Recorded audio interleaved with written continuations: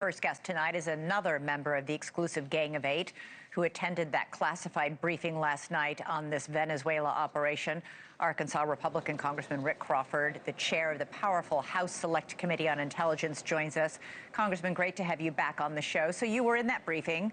Are you fully satisfied that this massive and very expensive arrest of the Venezuelan president is in the interest of the American people? Yeah, 100% it's in the interest of the American people. It's in the interest of the Venezuelan people. And I think the question we should be asking is, are we comfortable with ceding that ground to the Chinese or the Russians or the Iranians? Because that's what's happened over the last 20 to 25 years. And so what we've seen now with President Trump's position here in the Western Hemisphere is a return to leadership in the hemisphere. And quite frankly, our allies, not only are they welcoming that, but they're acting on that. If you look at what's taken place in elections in places like Chile, Peru, Honduras, is an active rebuke of communism. They want to embrace capitalism and prosperity for their people and self-determination and all those things. And President Trump is saying, I'm happy to help. And another thing I'll make a point about, it's not good for the United States to be the best house in not a good neighborhood. So we're securing the neighborhood. President Trump should be commended for that. So this is about American national security interests? Is it about keeping China and Russia out of the region? Is it about drugs? Is it about oil? Is it about all of the above? Yes, all of the above. And what you have here in Venezuela is maybe one of the most mineral-rich countries on the planet. And it has been exploited for the gain of people like Hugo Chavez and Nicolas Maduro. And the Venezuelan people have suffered as a result of it. And so when you have a fugitive from justice, who Nicolas Maduro was, along with his wife, both under indictment, a grand jury indictment in the Southern District of New York, this was appropriate action to take him into custody along with his wife. A lot of people didn't realize that his wife was also under sealed indictment from a grand jury in Southern District of New York.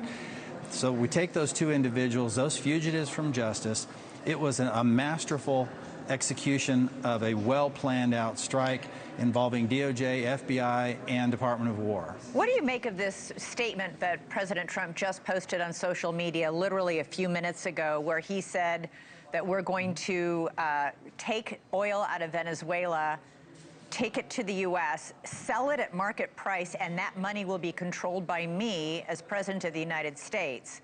That oil belongs to Venezuela, does it not?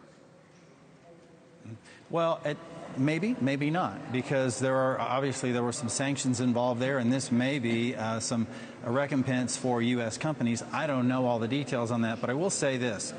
If you compare what the United States does in a country like Venezuela versus what a country like China does, the United States will go in and make an investment. They will hire domestically. They'll invest in that company or that country, and it's helping that country to prosper, as well as for American businesses to be able to prosper. Well, look what China does. China goes into a country like Venezuela, exploits them. They don't make any domestic hires. They don't purchase anything domestically. It's a closed loop for the sole purpose of them extracting material mineral wealth out of these countries. We've seen it in South America. We've seen it in Central America. We've seen it in Sub-Saharan Africa. That's the playbook from China. Okay. President Trump is saying we're not going to do that on his watch, and I applaud it.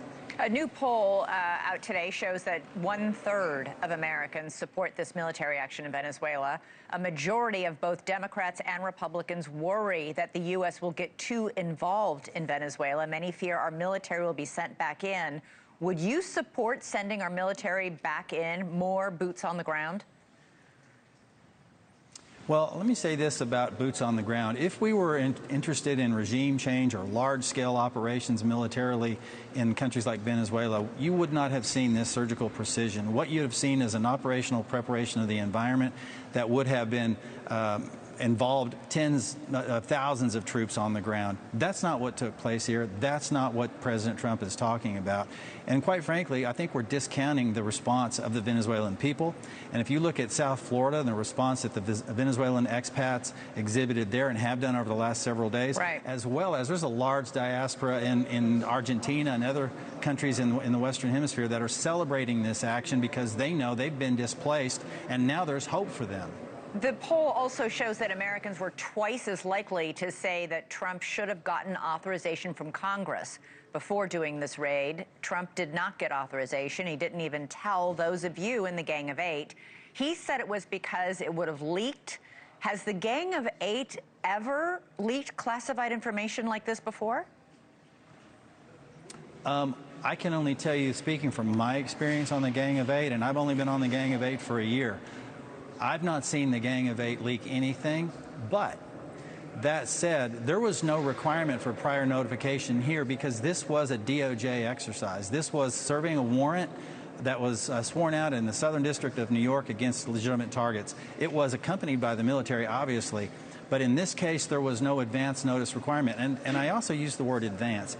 Even if this was a Department of War action, there's still 45 days during which that would a window of opportunity for the president to notify Congress. There's nothing in the Constitution or War Powers Act that prescribes advance notice of anything. So if I'm the individual responsible for planning and executing this mission, I want to keep that universe of individuals who know about it as small as humanly possible to maintain a high degree of OPSEC and really optimize the chances of a secure and safe, successful mission. That's right, what but was the done Gang here. of Eight is a very small, select group, including people like yourself, and has no history of leaking classified information. So Correct. the question remains about why, since the president is supposed to notify the Gang of Eight, at the very least, by law, before doing covert operations. Well, not necessarily before.